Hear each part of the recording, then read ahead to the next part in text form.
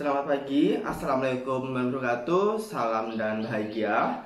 Terkhusus untuk kelas A, C, E, G, H pada mata kuliah Sastra Anak pada pagi hari ini saya akan menjelaskan hal-hal apa saja yang perlu Anda lakukan pada pagi hari ini, terkhusus untuk pukul 9 nanti ya. Nanti ada soalnya itu nanti kalian mengerjakannya itu diketik dan filenya nanti dikumpulkan. Soal nanti kalian bisa ambil di Sipedar ya, di Sipedar. Selanjutnya nanti yang pertama itu tentang kalian berarti membuat dongeng yang merupakan hasil karya Anda sendiri. Jadi sudah pada pertemuan-pertemuan sebelumnya saya menyampaikan bahwa kalian harus membuat dongeng dan itu hasil karya sendiri. Dongeng itu harus tentang cerita binatang.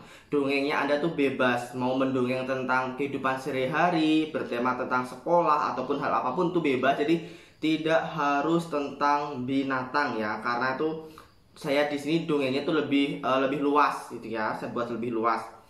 Selanjutnya dongeng tersebut cerita ya, lebih tepatnya saya kemukakan cerita yang Anda buat nanti itu tentang anak-anak. Maksudnya cerita itu disajikan untuk anak-anak sehingga kan harus sesuai dengan tema dan lain sebagainya. Tidak maksudnya Anda membuat cerita itu nanti difokuskan untuk anak-anak. Anak-anak adalah yang mengkonsumsinya. Selanjutnya bahasanya itu sederhana dan mudah dipahami anak-anak. Karena untuk anak-anak sehingga tetap Anda harus menggunakan bahasa yang sederhana dan mudah dipahami. Jangan menggunakan bahasa-bahasa yang susah karena kosakata atau perbendaharaan kata yang dimiliki anak-anak masih sangat terbatas ya. Jadi kalau Anda membuat bahasa dengan bahasa-bahasa tinggi, nanti anak-anak tidak bisa memahami dari cerita yang Anda buat. Selanjutnya menyajikan gambar ilustrasi. Pada kesempatan hari ini, pada pagi hari ini nanti, bila Anda belum siap terkait tentang gambar ilustrasi, maka sebisanya dulu, sedapatnya dulu. Namun nanti pada pertemuan-pertemuan terakhir, gambar ilustrasi harus sudah siap selesai. Terkait tentang gambar ilustrasi, itu memang harus karya Anda sendiri ya, karya Anda nyata sendiri, bukan mengambil dari Google, bukan menjiplak dan sebagainya. Kalau Anda bisa menggambar menggunakan Corel silahkan, kalau menggunakan PowerPoint silahkan, atau menggunakan Photoshop apa silahkan. Namun jika Anda semua tidak bisa, Anda bisa menggambar menggunakan tangan Anda secara langsung, yaitu menggambar di kertas, menggunakan pensil, menggunakan pewarna. Jika sudah selesai bisa Anda scan, kemudian kalian tempel-tempel di file-file yang sudah kalian buat tersebut ya. Jadi karena ini biar nyata hasil karya Anda sendiri, maka semua tetap harus karya Anda sendiri. Misalkan kemarin ada yang tanya terkait tentang bagaimana kalau menggunakan gambarnya menyontoh dari Google kemudian digambar dengan Photoshop. Boleh menyontoh, boleh meniru, tapi jangan sama persis, tetap ada perbedaannya terhadap pengembangan gambar biar tidak terkesan sama persis. Selanjutnya, cerita yang Anda buat itu tentunya harus mengandung nilai-nilai pendidikan dan pesan moral. Sehingga Anda ingin menyampaikan nilai pendidikan apa dan pesan moral apa yang akan Anda tujukan kepada anak-anak. Selanjutnya, tema yang digunakan sesuai dengan karakter dunia anak-anak ya, karakteristik dunia anak. Jadi tema tentang petualangan, tema tentang pendidikan, tema tentang kekeluargaan, tema tentang bermain gitu ya. Atau misalkan tema tentang horor boleh, tapi horor bukan horor yang menakutkan banget itu ya. Itu selanjutnya menghindari unsur-unsur pantangan untuk sastra anak. Misalnya Anda tidak boleh memberikan cerita tentang pembunuhan, kekejaman, penyiksaan, kekerasan hidup yang bertubi-tubi. Tidak boleh tentang seksualitas. Hal-hal yang memang belum siap untuk diberikan pada anak-anak itu belum diberikan ya. Jadi temanya harus tema-tema tentang anak-anak, kekeluargaan, pertemanan, persahabatan, toleransi, kemudian misalnya menghargai waktu dan lain-lain sebagainya. Itu yang tadi untuk nomor 1. Selanjutnya untuk nomor 2, setelah Anda membuat cerita tadi, setelah membuat cerita sudah selesai, maka yang selanjutnya kedua adalah Anda menganalisis unsur-unsur intrinsik yang terkandung dalam cerita yang sudah Anda buat tadi. Unsur-unsur intrinsiknya meliputi yang pertama adalah tema. Temanya apa? Disebutkan tokohnya siapa saja, kemudian wataknya apa saja. Watak nanti ya, wataknya dia hanya baik, jahat, buruk, tidak hanya itu. Ya, pada pertemuan-pertemuan selanjutnya kan sudah dijelaskan terkait tentang tema, tentang tokoh. Jadi tokoh ada penampilan, dapat dilihat tokohnya. Kemudian penampilannya kalau rapi berarti baik, kalau penampilannya bertato, kemudian pakai kalung rantai berarti dia misalkan katakanlah preman. Kemudian dari aksi misalkan tindakannya dia pemberani berarti dia karakternya pemberani. Kemudian dia misalkan pulang malam takut gitu ya, berarti dia penakut dan sebagainya.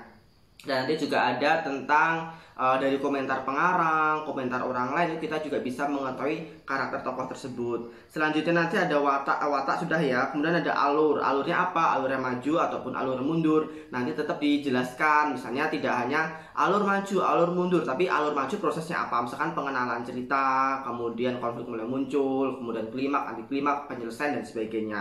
Selanjutnya sudut pandang orang keberapa, orang pertama atau orang ketiga. Kemudian ada latar tempat di mana saja dan pesan moral ya, pesan moralnya apa ya yang terkandung di dalam nilai-nilai yang terkandung dalam cerita yang sudah Anda buat itu. Pesan moralnya terkait dan juga tentang pesan pendidikan. Selanjutnya yang ketiga adalah sastra anak dapat memberikan manfaat pada anak-anak berupa pendidikan, hiburan, membentuk kepribadian anak, dan menuntun kecerdasan emosional anak. Kemukakan 4 manfaat sastra anak tersebut berdasarkan cerita yang sudah Anda buat. Jadi cerita yang sudah Anda buat itu nanti dikemukakan. Apa sih manfaat dari sastra anak tersebut, manfaat dari cerita yang sudah Anda buat tersebut, terkait tentang manfaat pendidikannya seperti apa. Misalkan manfaat pendidikannya, menambah kosakata anak ya, menambah melatih anak untuk dapat membaca, itu pendidikan, dan masih banyak lagi. Kemudian hiburan, menyenangkan, membentuk kepribadian anak. Misalkan saat anak membaca cerita atau diceritakan, dia akhirnya saya tidak boleh meniru tokoh tersebut, tokoh itu jahat banget ya, misalkan itu nggak baik ya. Kemudian kalau menuntun kecerdasan emosional anak, misalkan anak bisa menghargai, kemudian anak-anak bisa maksudnya itu dia merasakan sedih, itu sedih banget tokoh itu ya, saya tidak mau ya, kasihan ya tokoh itu ya, aku harus menolongnya, misalkan. Terus saat misalkan dia dikaitkan dengan di kehidupan nyata, misalnya di kehidupan nyata dia melihat orang peminta-minta, akhirnya dia misalkan bilang ke ibunya, Bu, saya itu kayak kelaparan ya, dia lapar banget, boleh nggak saya memberikan roti ini kepada orang itu ya. Itu kan juga ini yang menuntun kecerdasan emosional anak.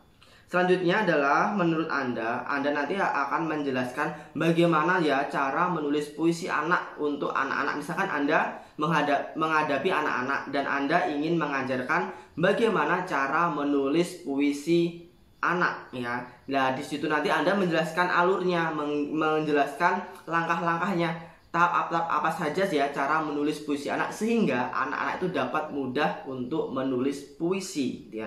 Setelah Anda menuliskan langkah-langkahnya, cara menulis puisinya menurut Anda, kemudian Anda juga harus menyajikan satu puisi berdasarkan hasil penjelasan langkah-langkah tersebut ya. Jadi hari ini yang Anda lakukan itu terkait tentang ada 4 soal tersebut ya, yang sudah saya jelaskan tadi.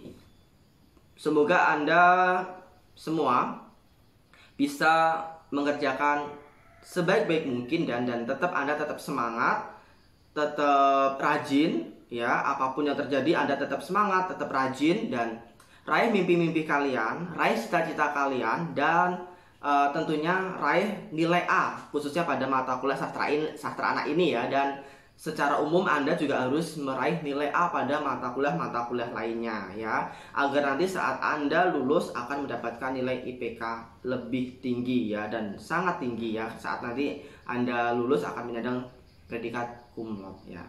Sukses selalu, jaga kesehatan, dan kita selalu berdoa semoga kita bisa segera kuliah tatap muka.